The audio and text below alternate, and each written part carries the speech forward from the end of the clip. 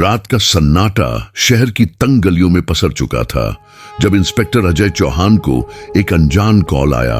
आवाज कांपती हुई थी और उसने सिर्फ इतना कहा कि खून हो गया है, जल्दी आइए। कॉल कट चुका था। बिना समय गंवाए अजय ने अपनी टीम को अलर्ट किया और उस बताए गए पते की ओर दौड़ पड़ा। बारिश की हल्की फुहारें गाड़ियों की छतों पर पड़ती और एक रहस्यमय धुन गुनगुनाती प्रतीत हो रही थी। अजय के दिमाग में सैकड़ों सवाल उठ रहे थे।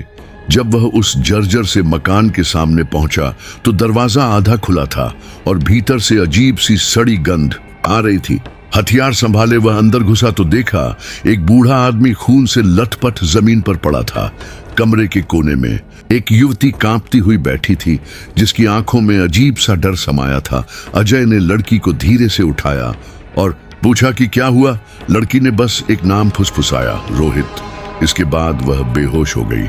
अजय ने तुरंत फॉरेंसिक टीम को बुलवाया और लाश के आसपास के सबूत इकट्ठा करने को कहा।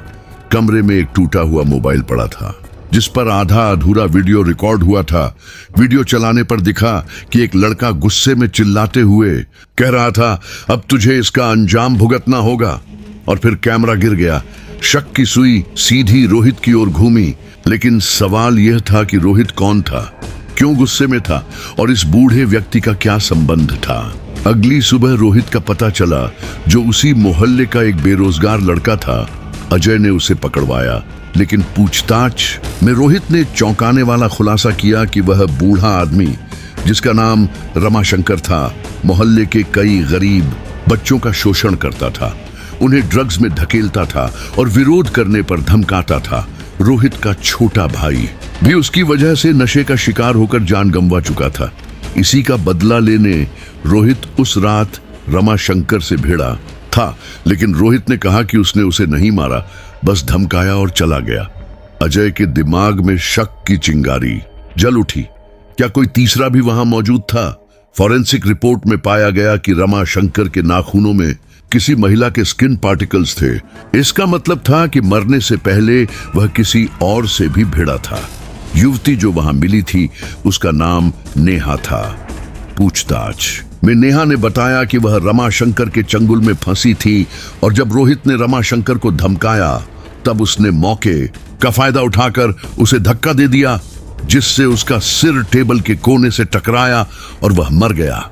यह सुनते ही अजय समझ गया कि यह केस उतना सीधा नहीं है जितना दिखता है। समाज में छुपे इन गुनाहों की परतें बहुत गहरी थीं। अजय ने तय किया कि वह नेहा को गिरफ्तार नहीं करेगा, बल्कि उसे कोर्ट में गवाही देने को कहेगा, ताकि असली सच्चाई सबके सामने आए। केस कोर्ट में पहुंचा, जहां नेहा ने आंसू भरी आंखों से अपनी कहानी सुनाई। कैसे वह और कई अन्य लड़कियां रमाशंकर की दरिंदगी का शिकार बनी थी। पूरा कोर्ट सन्न रह गया। जज ने नेहा को दोष मुक्त करार दिया और सरकार को आदेश दिया कि इस रैकेट में शामिल बाकी लोगों की भी जांच हो। अजय ने राहत की सांस ली, लेकिन भीतर एक टीस भी थी कि समाज की इन काली परछाइयों से लड़ाई अभी खत्म नहीं हुई थी। वहीं दूसरी ओर रोहित, जो अपने भाई के लिए न्याय चाहता था, उसे कोर्ट ने चेतावनी देकर छोड़ दिया और पुनर्वास केंद्र भेजने का आदेश दिया, ताकि वह अपनी जिंदगी पटरी पर ला सके। मामला खत्म हुआ, लेकिन अजय जानता था कि अगले मोड़ पर फिर कोई नया राज उसका इंतजार कर रहा था। फिर एक दिन जब अजय अपने ऑफिस में बैठा फाइलें देख रहा था, तभी एक पुरानी फाइल उसकी मेज पर आई, जिसमें रमाशंकर के पुराने साझेदारों के नाम थे, जिनमें से एक नाम मंत्री हरीश वर्मा का था, एक रसूखदार नेता जो अब भी खुलेआम घूम रहा था। अजय ने जब इस नाम की तहकीकात शुरू की तो उसे एहसास हुआ कि पूरा प्रशासनिक तंत्र कहीं ना कहीं इस गंदगी में लिप्त था। अब सवाल था कि अकेला अजय कैसे इस महाजाल को तोड़े, लेकिन अजय ने ठान लिया था कि चाहे जितनी भी मुश्किलें, वह इन दरिंदों को बेनकाब करेगा। दिन रात की मेहनत के बाद उसने गुप्त सूचना के आधार पर एक फार्म हाउस पर छापा मारा, जहां मंत्री हरीश वर्मा, कुछ रसूखदार व्यापारी और अफसर रंगे हाथों पकड़े गए। मीडिया में टहलका मच गया। खबरें अखबारों और टीवी चैनलों की सुर्खियां बन गईं। मंत्री को निलंबित कर दिया गया और कई अधिकारियों पर जांच बैठाई गई। इस जंग में अजय को भी कई धमकियां मिली। उसके परिवार को नुकसान पहुंचाने की कोशिश की गई, लेकिन अजय अडिग रहा।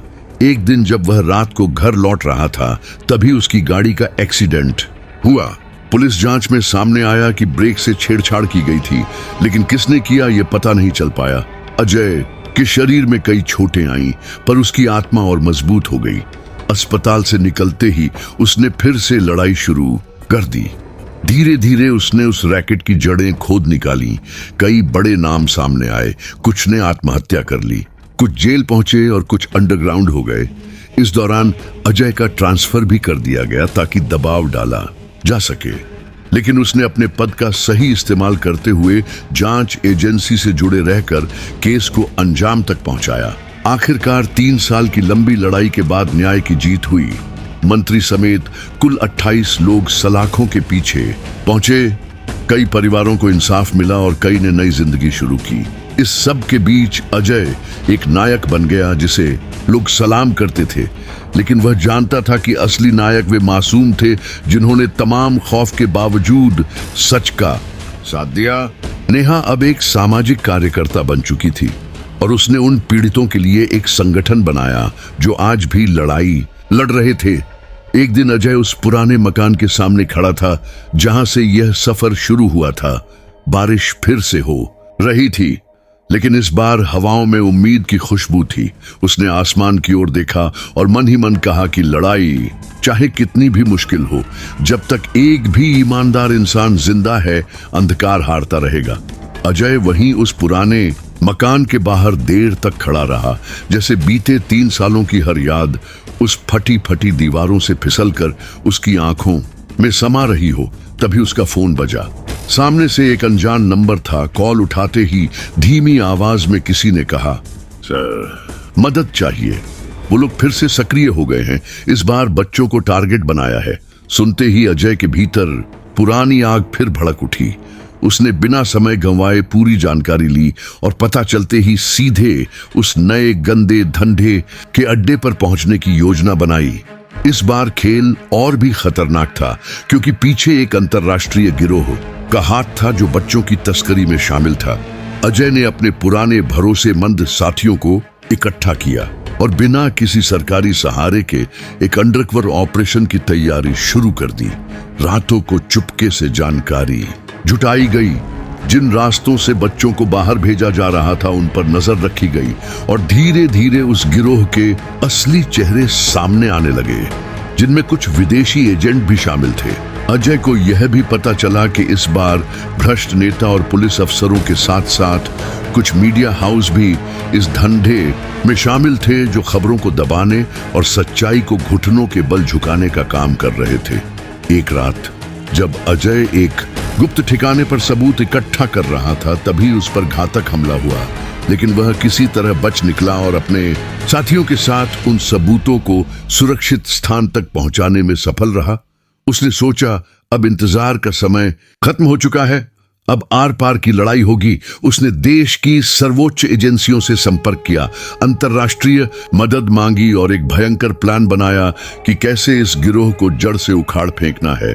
जैसे जैसे दिन बीतते गए, खतरे बढ़ते गए। उसके कुछ साथी मारे गए, कुछ ने डर कर साथ छोड़ दिया, लेकिन अजय और नेहा जैसे कुछ मुट्ठी भर लोग डटे रहे।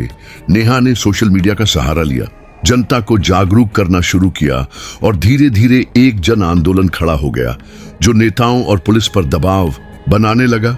अजय ने रातों को नींद त्याग दी। हर पल कीमती था, एक गलती और सब कुछ खत्म हो सकता था। आखिर एक निर्णायक दिन तय हुआ जब एक साथ कई जगहों पर छापे मारे जाने थे। बच्चों को बचाना था, काले धंधे के आकाओं को रंगे हाथ पकड़ना था। वह दिन आया। रात 2 बजे अजय की टीम ने 3 अलग अलग शहरों में एक साथ हमला किया। गोलियां चलीं, अफरा तफरी मची, कई गुनहगार मारे गए, दर्जनों गिरफ्तार हुए, सैकड़ों बच्चों को आजादी मिली, सैकड़ों माओं की सूनी गोदें फिर से गुलजार हुई। मीडिया इस बार सच्चाई दिखाने के लिए मजबूर हो गया। देश भर में अजय की तारीफ हुई, लेकिन उसने किसी भी इनाम को स्वीकार नहीं किया। उसे बस इस बात की तसल्ली चाहिए थी कि वह जिन बच्चों को बचा रहा है वे अब अपने सपनों को खुलकर जी पाएंगे। कोर्ट में सुनवाई हुई। देश के सबसे बड़े गिरोह के कई सदस्य उम्र कैद की सजा पाए, कुछ को फांसी सुनाई गई और अजय फिर एक बार चुपचाप कहीं खो गया। फिर एक दिन उसे एक छोटे से गांव से एक चिट्ठी मिली जिसमें लिखा था, सर, आपने मेरी बेटी को बचाया था, वह अब डॉक्टर बनना चाहती है, भगवान आपको सलामत रखे। अजय उस चिट्ठी को सीने से लगाकर मुस्कुराया और समझ गया कि उसकी लड़ाई का असली पुरस्कार यह मुस्कानें थीं, ये सपने थे जो उसने टूटने से बचाए थे। लेकिन वह जानता था कि अंधेरे की ताकतें कभी हार नहीं मानती। कहीं न कहीं किसी गली के कोने में फिर कोई साजिश पनप रही होगी और जब भी न्याय की पुकार गूंजेगी वह फिर उठ खड़ा होगा, अकेला सही, घायल सही, लेकिन अडिग, क्योंकि वह जानता था कि जब तक सांस है तब तक संघर्ष है।